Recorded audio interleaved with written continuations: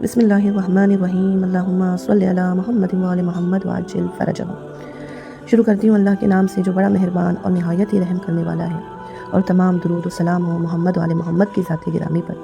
السلام علیکم ناظرین، کیسے ہیں آپ سب لوگ؟ امید کرتی ہوں کہ آپ سب لوگ الحمدللہ بخیر و عافیت ہوں گے۔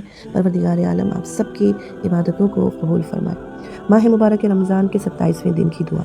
اللهم ارزقني فيه فضل ليلة القدر وسير أموري فيه من العسر إلى اليسر واقبل معاذيري وحط عني الذنب والوزر يا رؤوفا بعباده ترجمہ: میرے معبود، آج کے دن مجھے شب قدر کی فضیلت نصیب فرما، اور اس میں میرے امور کو مشکل سے آسان بنا دے، اور میرے عذر کو قبول فرما، اور میرے گناہ اور بوجھ کو میرے دوش سے ہٹا دے، اے نیک اور صالح بندوں پر مہربانی کرنے والے۔ تشریح: ناظرین، آج کی اس دعا میں ہم پروردگار عالم کی بارگاہ میں 3 اہم چیزوں کی خدا کی بارگاہ میں اپنے لیے درخواست کر رہے ہیں اور مطالبہ کر رہے ہیں۔ سب سے پہلی چیز جو ہم خدا کی بارگاہ میں اپنے لیے طلب کر رہے ہیں، اللہم ارزقنی فیہ فضل لیلۃ القدر، کہ خدایا اس دن مجھے شب قدر کی فضیلت نصیب فرما۔ ناظرین، ماہ رمضان کی سب سے اہم رات شب قدر کی رات ہے، جس کی عظمتوں کا کوئی اندازہ نہیں لگا سکتا۔ یہ ایک رات 1000 مہینوں سے زیادہ افضل ہے۔ 1000 مہینے تقریباً 80 سال بنتے ہیں، یعنی ایک رات انسان کی پوری زندگی کے برابر ہے۔ اس ایک رات کو شب قدر اس لیے کہتے ہیں کہ قدر سے مراد تقدیر اور اندازہ گیری ہے۔ شب قدر یعنی اندازہ کرنے کی رات۔ خداوند عالم اس رات میں آئندہ سال کے تمام حوادث کو معین کرتا ہے۔ زندگی، موت، رزق، سعادت، شقاوت، سب کو اسی رات میں معین کر دیتا ہے۔ ناظرین، شب قدر ماہ رمضان کی کون سی رات ہے، اس کے بارے میں لیکن کوئی بھی صریح اور واضح روایت موجود نہیں ہے، لیکن قرآن مجید کی چند آیتوں کو جمع کرنے سے معلوم ہوتا ہے کہ شب قدر ماہ رمضان کی ہی راتوں میں سے ایک رات ہے۔ لیکن کون سی رات ہے، اس سے متعلق کوئی بھی آیت موجود نہیں ہے جو شب قدر کو معین کر سکے۔ ائمہ اطہار علیہ السلام سے منقول ہے کہ شب قدر ماہ رمضان کی 19ویں، 21ویں اور 23ویں راتوں میں سے ہی کوئی ایک رات ہے۔ معصومین علیہ السلام نے بھی شب قدر کی رات کو مشخص نہیں کیا تاکہ خدا کے بندے اپنے گناہوں سے اس کی توہین نہ کرے اور ان 3 راتوں میں سے خدا کی بارگاہ میں زیادہ سے زیادہ توبہ اور استغفار کریں۔ ناظرین، ائمہ اطہار علیہ السلام کی روایت میں شب قدر ماہ رمضان کی 19ویں، 21ویں، 23ویں راتوں میں سے ہی ایک رات ہے، لیکن اہل سنت کے یہاں اس میں اختلاف ہے۔ ان کے درمیان شب قدر 27 ماہ رمضان کی شب کی ہے، اور اس رات میں ہی قرآن نازل ہوا ہے۔ اب ہو سکتا ہے آپ کے ذہن میں یہ سوال ہو کہ پھر آج 27 ماہ رمضان کے دن ہم شب قدر کے بارے میں دعا کیوں کر رہے ہیں؟ تو ناظرین، اس کا جواب علماء نے دیا کہ مرحوم شیخ عباس قمی، جنہوں نے مفاتیح الجنان کو ترتیب دیا ہے، انہوں نے ماہ رمضان کے دنوں کی دعاؤں کے اعتبار سے اختلاف کا ذکر کیا ہے کہ بعض دعائیں پہلے آ گئی ہیں اور بعض دعائیں بعد میں ذکر ہوئی ہیں، یعنی آگے پیچھے ہو گئی ہیں، لیکن ان کے آگے پیچھے ہونے سے کوئی خاص مشکل پیش نہیں آئی، کیونکہ دعاؤں میں موجود لفظ فیہ کا مرجع ماہ مبارک رمضان ہے، نہ کہ کوئی خاص دن۔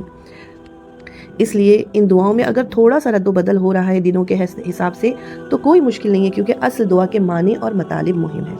لہٰذا ہم خدا کی بارگاہ میں دعا کر رہے ہیں، پروردگارا ہمیں شب قدر کی فضیلت نصیب فرما، کیونکہ جسے شب قدر کی فضیلت نصیب ہو گئی اس کی ایک شب گویا اس کی پوری زندگی سے زیادہ افضل قرار پائے گی۔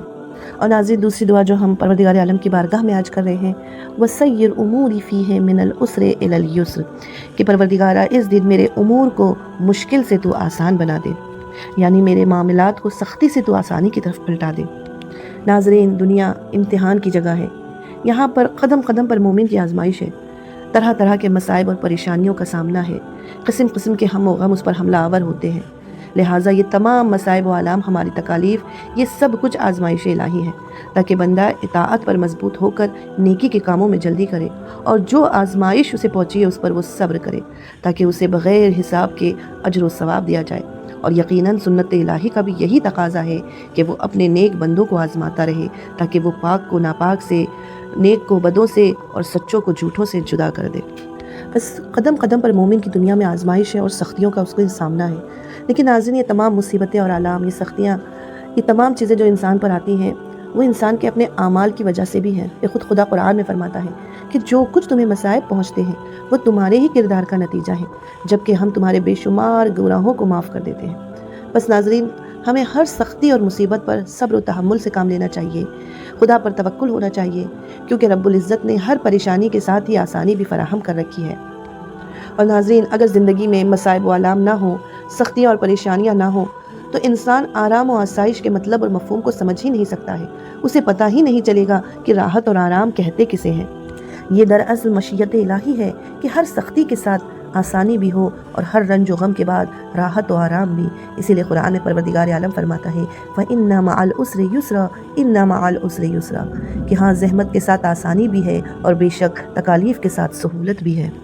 بس ناظرین، اگر ہم سختیوں میں، مشکلات میں گھر جاتے ہیں تو ہمیں گھبرانا نہیں چاہیے، ہمیں پریشانیوں میں خدا کی بارگاہ میں نالہ اور شکوہ اور فریاد نہیں کرنی چاہیے، بلکہ صبر و تحمل سے کام لینا چاہیے، اس لیے کہ دنیا مومن کے لیے آزمائش کی ہی جگہ ہے۔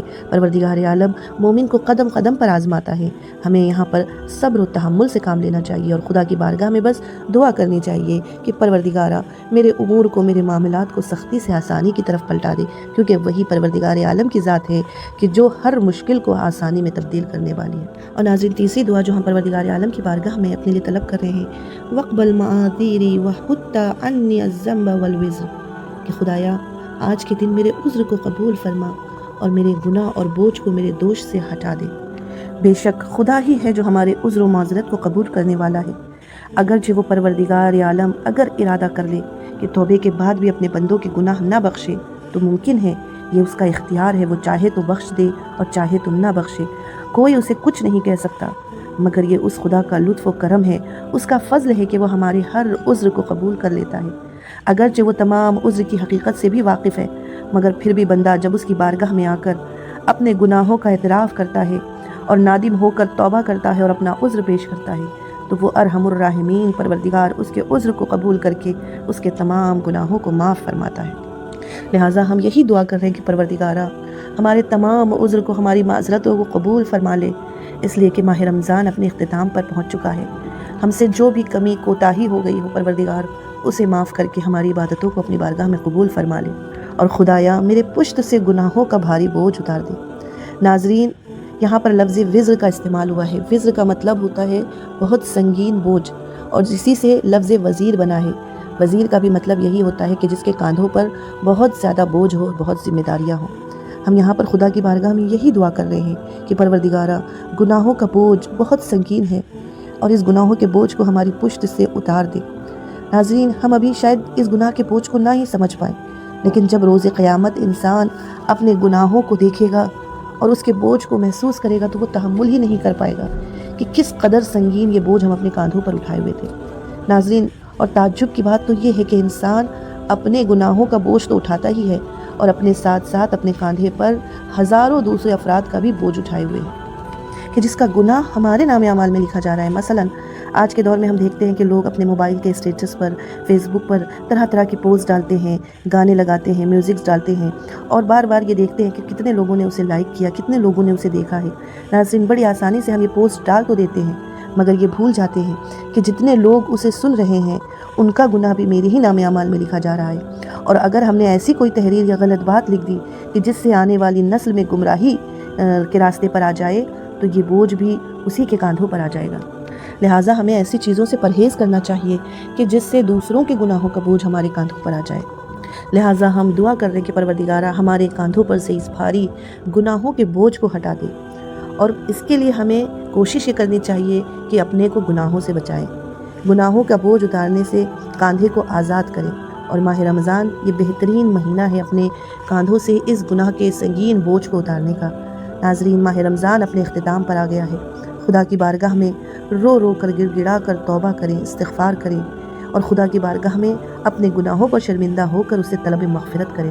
اور روایت ہے کہ پروردگار عالم اس مہینے میں اپنے بندوں کے تمام گناہوں کو معاف کر دیتا ہے، اس نے وعدہ کیا ہے، وہ صادق الوعد ہے۔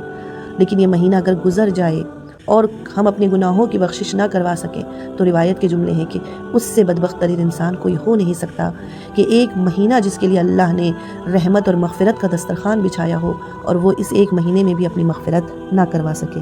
لہٰذا خدا کی بارگاہ میں زیادہ سے زیادہ دعا کریں، استغفار کریں۔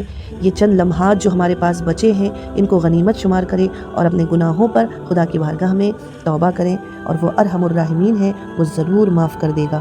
اور آخر میں بس اسی دعا کے ساتھ یا رؤوفاً بعبادہ الصالحین، اے نیک بندوں پر مہربانی کرنے والے، اے اپنے صالح بندوں پر مہربانی کرنے والے میرے پروردگار، ہم پر بھی مہربانی فرما اور ہماری دعاؤں کو مستجاب فرما۔ والسلام علیکم ورحمۃ اللہ وبرکاتہ۔